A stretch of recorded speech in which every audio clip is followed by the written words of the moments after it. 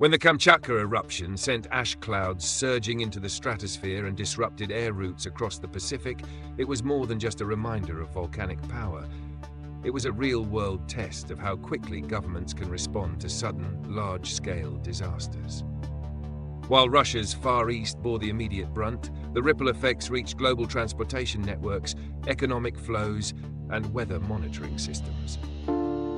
For the United States, watching this unfold from thousands of miles away wasn't just a lesson in geology. It was a wake-up call about whether our own natural disaster preparedness is ready for the next big event, whatever form it takes. The US prides itself on having one of the most advanced emergency management frameworks in the world, yet recent years have revealed cracks in that image. From hurricanes and wildfires to flash floods and polar vortexes, disasters are arriving faster, with greater intensity, and in ways that strain existing systems. The federal government, through agencies like FEMA and NOAA, runs a sophisticated network of monitoring and response protocols, but Kamchatka's eruption underscores that nature doesn't wait for well-structured procedures to catch up.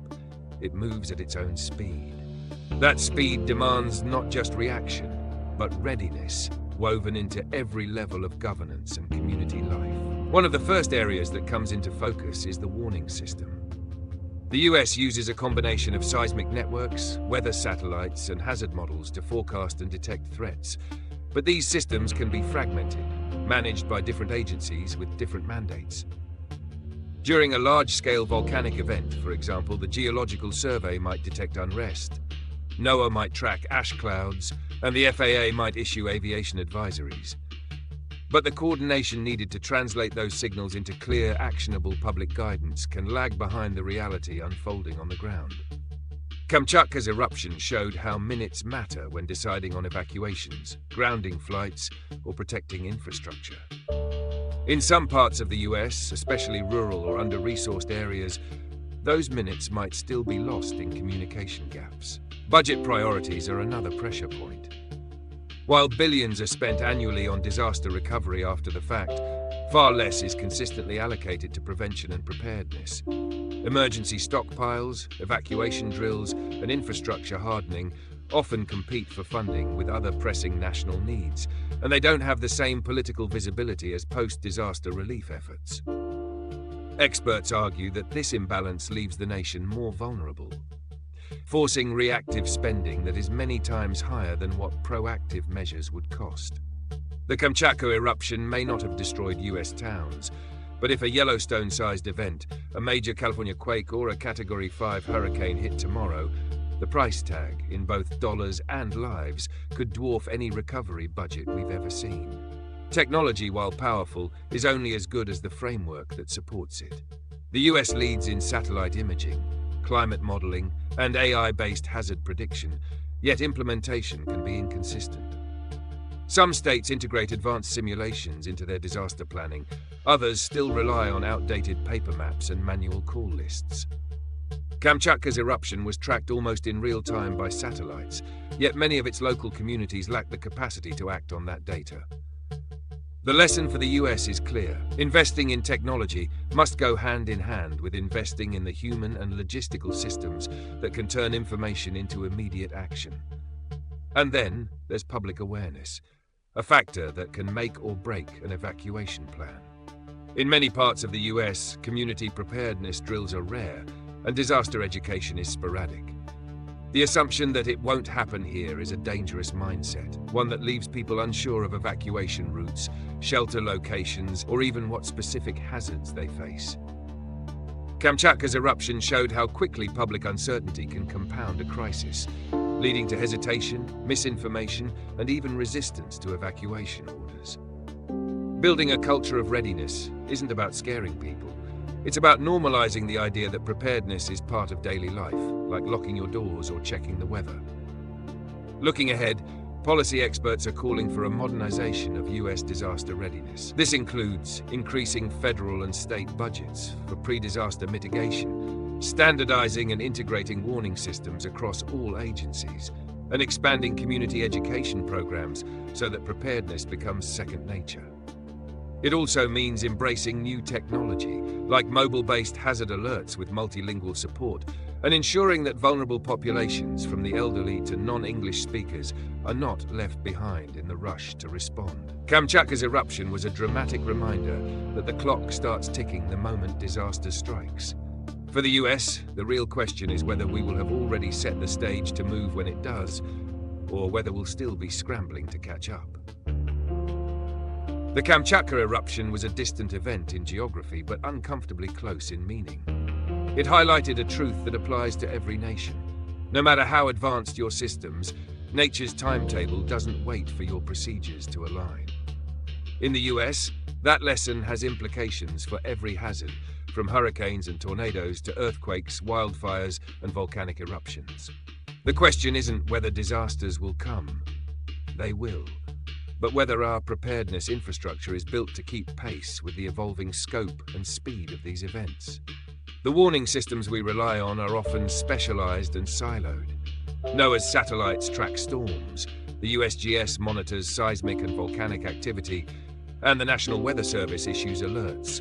But there's no single fully unified platform that pushes clear, instant warnings to every citizen, in every context, with the same urgency. In moments where minutes can mean the difference between life and death, whether that's escaping a wildfire, evacuating from a flood zone, or grounding aircraft to avoid an ash plume, fragmentation in communication can be costly.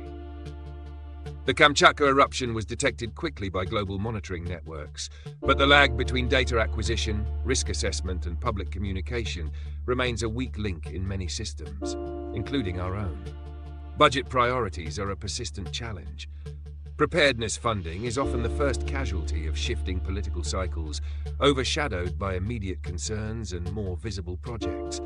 Yet study after study shows that every dollar spent on mitigation can save multiple dollars in recovery. This isn't just a matter of economics, it's about capacity. Without sustained investment, evacuation routes go unmaintained, critical infrastructure remains vulnerable, and communities lose the institutional knowledge that comes from regular training and drills. The US spends generously on recovery after disasters, but too often underinvests in the quiet, less visible work of prevention. Kamchatka's eruption is a vivid reminder that prevention isn't optional, it's the foundation of resilience. Technology adds another layer to the conversation. The US has some of the world's most advanced hazard detection tools. Seismic networks that can detect earthquakes in seconds, Doppler radar that can track storm rotation in real time, and satellites that can map wildfire spread at night. But technology is unevenly distributed across states and municipalities. A rural county may have to rely on outdated equipment or delayed data feeds, while a metropolitan hub has access to real-time AI-driven alerts. This disparity creates a patchwork of readiness that leaves some areas more vulnerable simply because of where they're located. Kamchatka showed that even with cutting-edge monitoring, if the last mile of communication, getting actionable instructions to people, is weak, the system as a whole fails. Community awareness remains one of the least addressed aspects of disaster preparedness. The average American may know their local weather patterns, but not the nearest evacuation route, the location of a public shelter, or how to assemble a basic emergency kit. In some places, public drills are virtually non-existent, and disaster education is limited to a few pamphlets handed out during safety fairs. After Kamchatka, scientists and emergency planners alike are pushing for a cultural shift, one where preparedness is seen as a normal civic responsibility, not a fringe hobby for the overly cautious.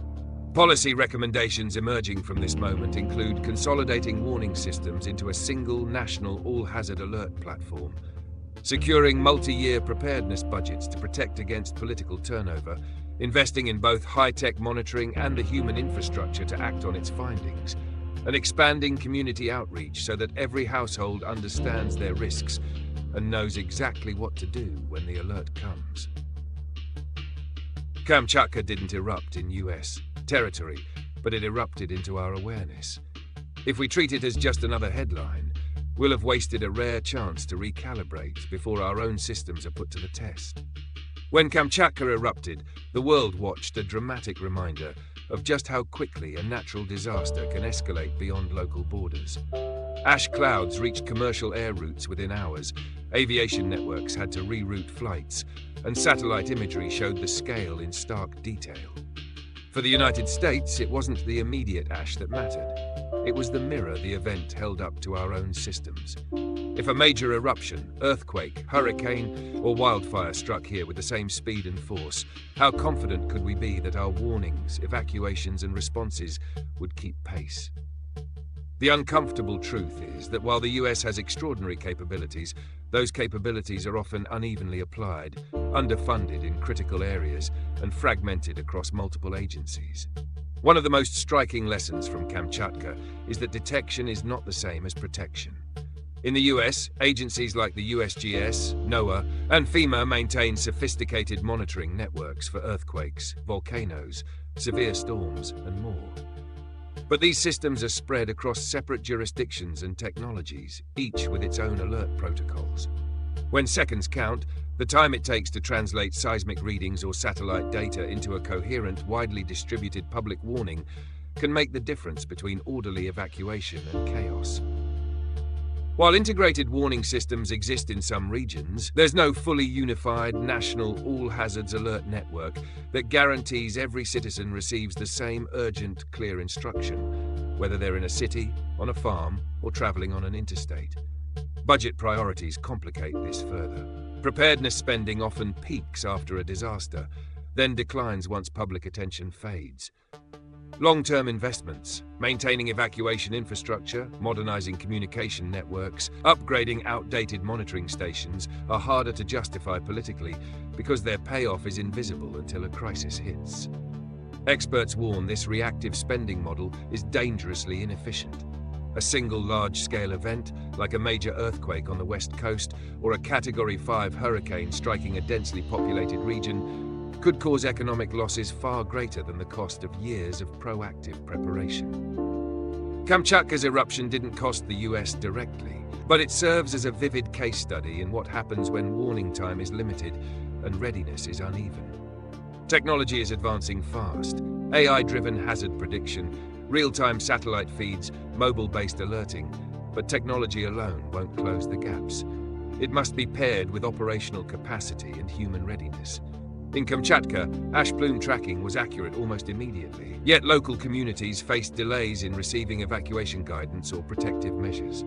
The US faces similar risks. A small town in a hazard zone might have the data available, but lack the trained personnel or infrastructure to act on it efficiently. Equal access to preparedness resources, regardless of geography or population density, is critical if the system is to work as intended. Public awareness is perhaps the most unpredictable factor. In the absence of regular drills or education, many people simply don't know the steps to take when a disaster alert arrives.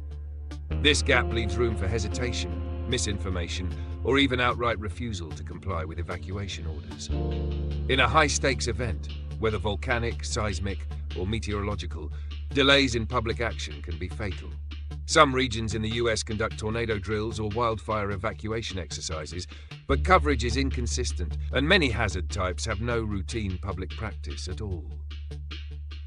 Policy recommendations in light of these lessons focus on three fronts: consolidating alert systems into a single rapid response national platform, securing multi-year funding streams for preparedness infrastructure that are protected from political shifts, and launching continuous, nationwide public readiness campaigns that normalize preparedness as part of everyday life.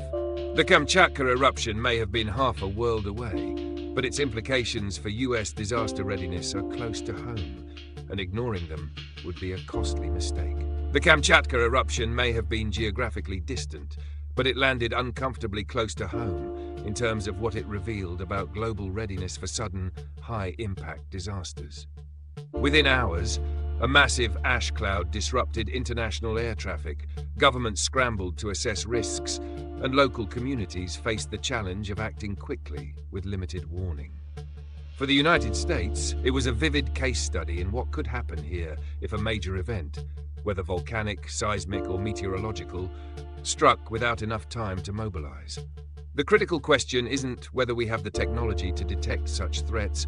We do, but whether our systems, policies, and communities are prepared to respond as one. without delay or confusion. The current US framework for disaster preparedness is powerful in pieces. Agencies like NOAA, the USGS, FEMA, and the National Weather Service all maintain advanced detection and response capabilities. Yet these capabilities often operate in parallel rather than in perfect coordination.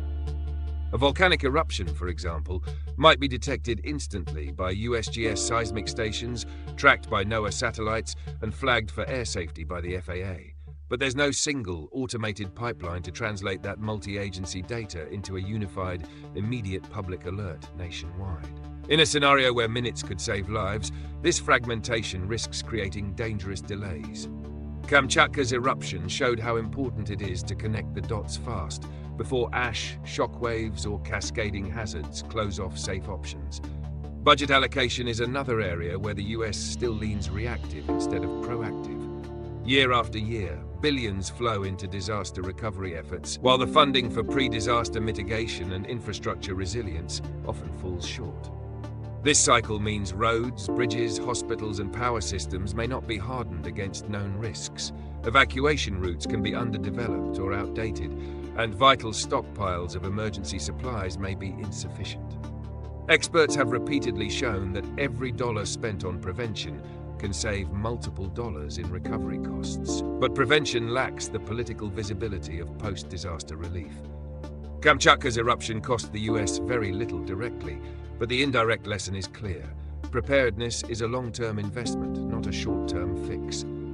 Technology offers extraordinary potential for closing these gaps, but its benefits depend on access and integration.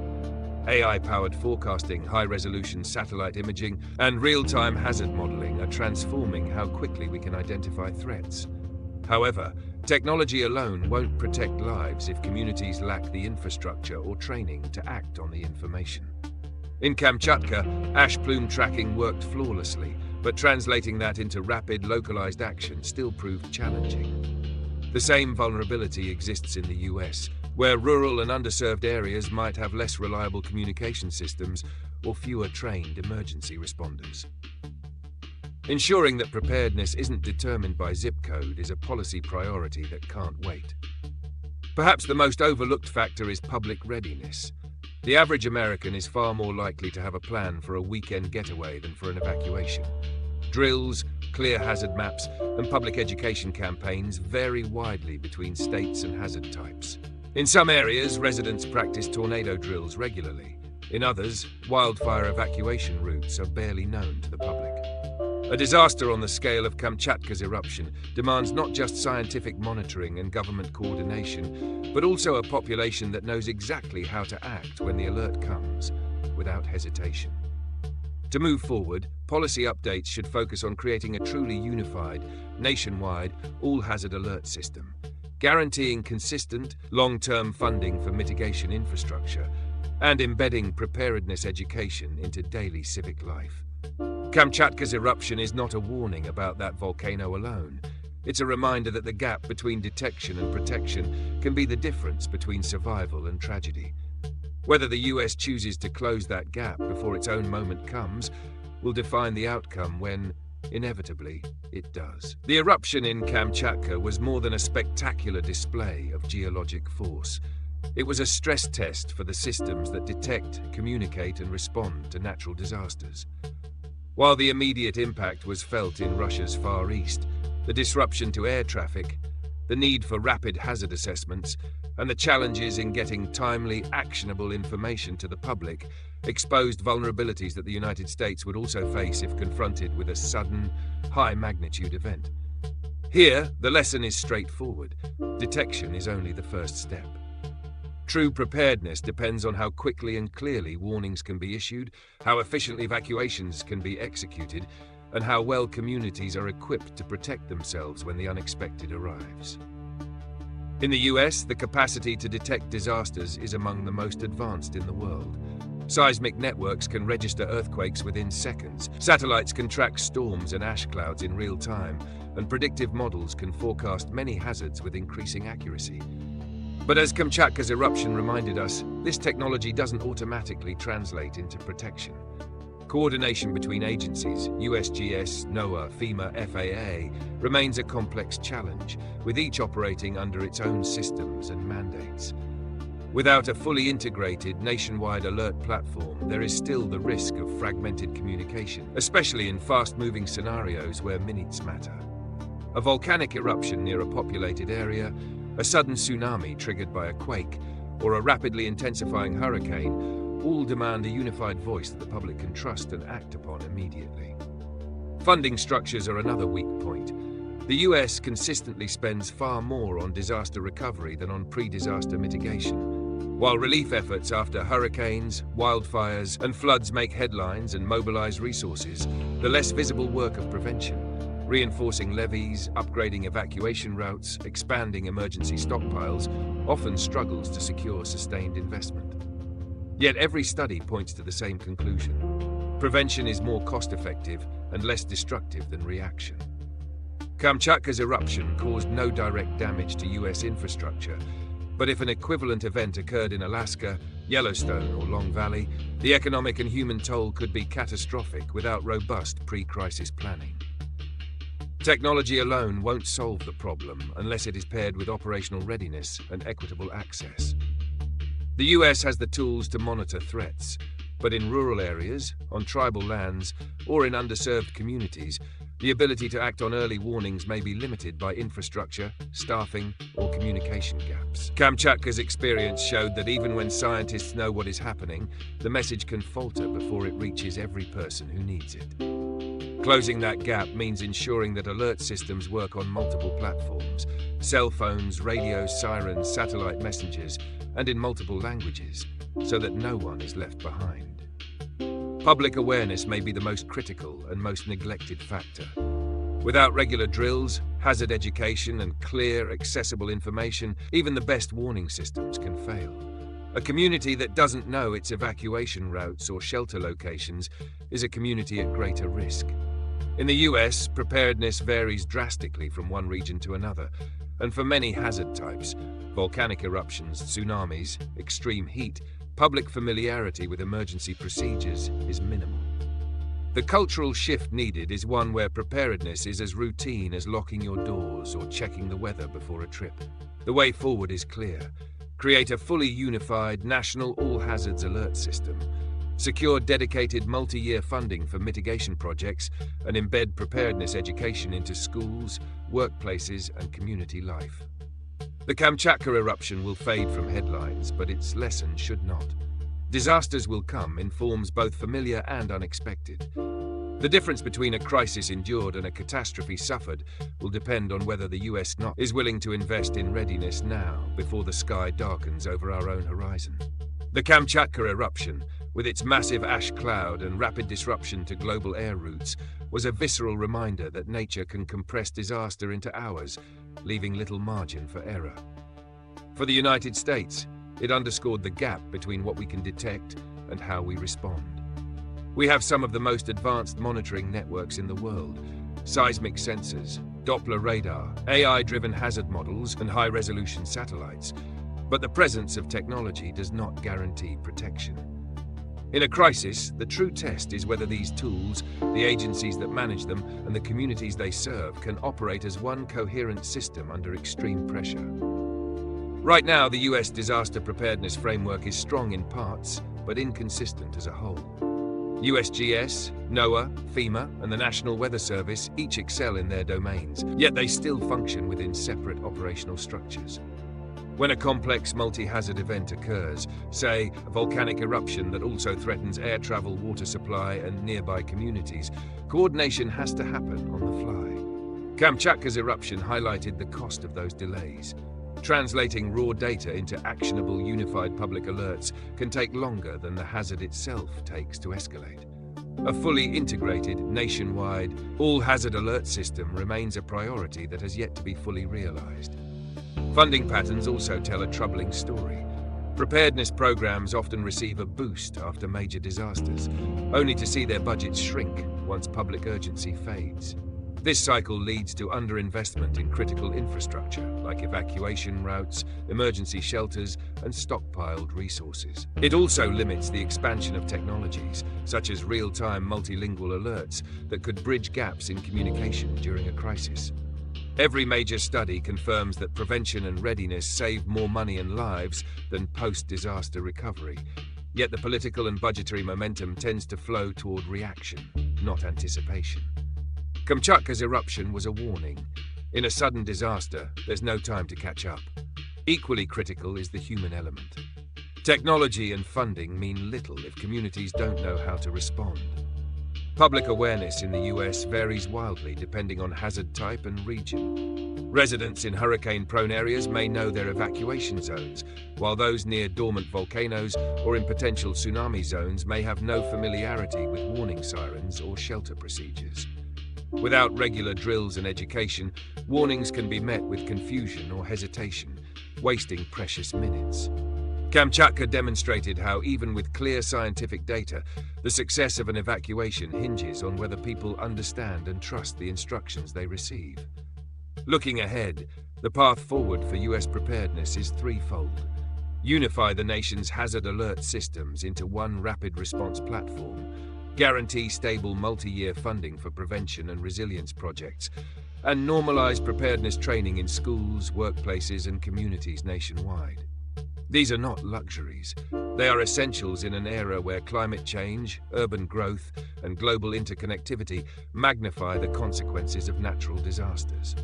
Kamchatka's eruption will fade from the news cycle, but the conditions it exposed, a world where sudden, large-scale events can test even the most advanced nations, are not going away.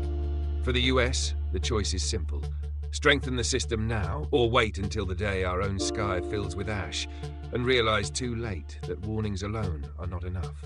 The Kamchatka eruption may be fading from the headlines, but its warning for the United States could not be clearer. It showed that detection alone is not enough. True safety comes from closing the gap between identifying a threat and acting on it. America's technology is advanced, but its systems remain fragmented, funding is too often reactive, and public preparedness is uneven. Disasters, whether volcanic, seismic, or weather-related, will strike again, and when they do, speed and coordination will determine the outcome. Now is the time to build a fully unified, nationwide, all-hazard alert system, secure consistent funding for prevention, and make preparedness training a normal part of community life. These steps are not alarmist. They are the foundation of resilience. Kamchatka was not our disaster, but it was our opportunity to learn before it's too late. The next major event could be here, testing every weakness we leave unresolved. If we prepare now, we can protect lives, communities, and the future. Stay informed, stay ready, and join us here on Crisis Lens for more in-depth analysis and expert insights on global disasters and how they shape our world.